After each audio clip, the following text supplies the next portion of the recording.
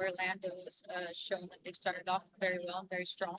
And I think for us, it's just going to be continuing to hone in on how we believe that we can continue to be better.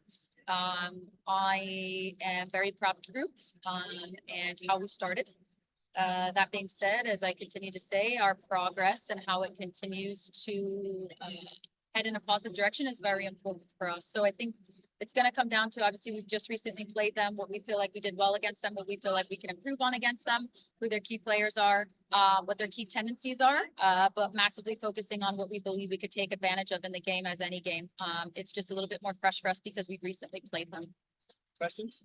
A lot of times when you play a team a second time, it's a lot later in the year, a lot more is developed. But for a game like this, where it's so quick after you played them the first time, do you expect to see a lot of big changes in your team the first time you play them next, or like you kind of still have to take things with a grain of salt because it is still relatively early? Yeah, absolutely. I still expect from our group to have progress.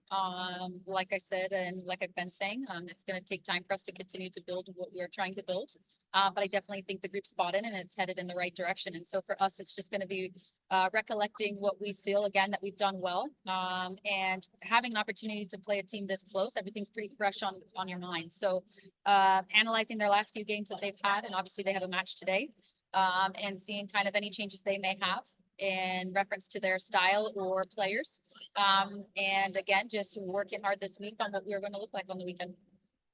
Alexa talked about just having that extra oomph in situations. And what do you look for in kind of those? I mean, you look back at Portland and obviously the ones in Gotham, those things have kind of different types of enemies, but what is that extra oomph, for lack of a better word? Yeah, I think for us, it's just continuing to build relationships, continuing to understand each other. There's a lot of new faces this year, and understanding when a player wants a defeat, how quickly they change, what the texture, what the weight of the pass looks like in these are all things that take time to build relationships with each other. And I think once we continue to get into that group and continue to build those relationships and they become very strong, I think we'll be very pleased once we get into that. I think for us, how the relationship has started to build has been very incredible. Again, we just have to push on building those as quick as possible and bonding them and making them as strong as possible. What kind of updates can you give us on Jay and Sam? Nothing really, yeah. No updates. No updates. Yeah, no updates. Yeah, but after the Gotham game, you had mentioned that you weren't super pleased with how the team possessed the ball, and the team's kind of struggled with their possession numbers. How do you improve that going forward? Yeah, no, for sure. And I think possession's an interesting thing, right? Because possession for me is the success in manipulating an opponent. For example, I am pleased with the structures. I am pleased with what they're trying to accomplish. And I think it's continuing to put them in scenarios to find the right decision in those moments, and the execution of it, I think, is something that we will get again with building relationships given time. But I think it's coming back and looking at the structure. What do we need here and why? Looking at the structure. What do we need here and why? And that allows them to make the best decision in that moment. So I'm not concerned about possession being 57-40. I'm not concerned about that. What I want to put our attention on, which I think the group did a great job at putting themselves, and that's what we went over today, is putting themselves in that structure. Now, what's the decision making and why? What's the rotation and why? Who needs to fill where and why? This is more of, I don't have a concern. What I have is a continued want for us to be the best that we can be. And we're seeing little pieces of it. Now we want to see bigger chunks of it for a longer period of time. And so I've actually, going back and looking at the game and working with the staff and working with the players, like the structure was very good at times. And other times they're just little pieces that we need to just adjust slightly in order to be a little bit better in those moments.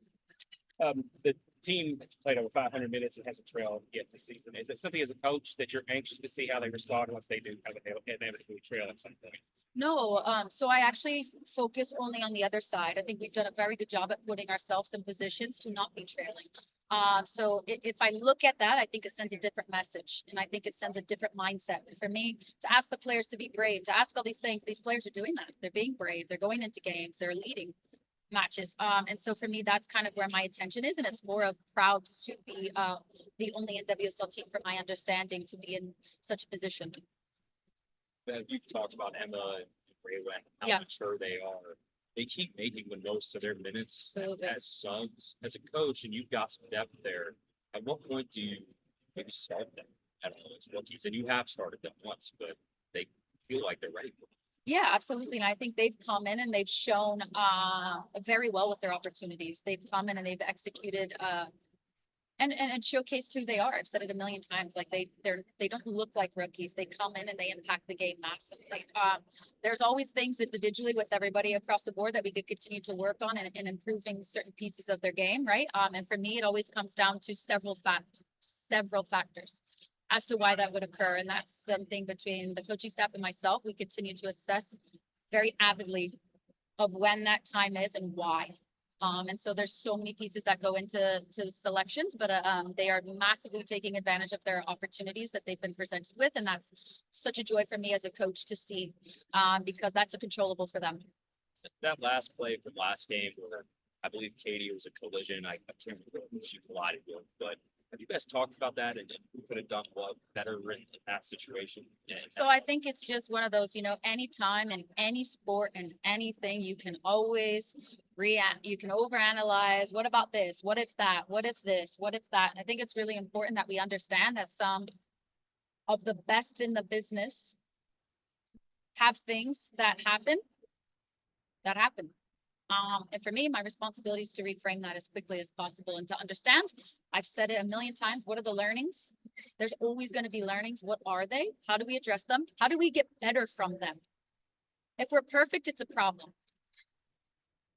So for me, it's always going to be the learnings. And for me, it's reframing it for them to understand that the best in the business, how do we just get to the point where we make the least amount of mistakes, right? And that's my job. That's my job as a coach, is to keep them in the right mindset. So I'm not going to point fingers. I'm just going to adjust and see how we can be better and what we took from it to be better. Thanks, Beth.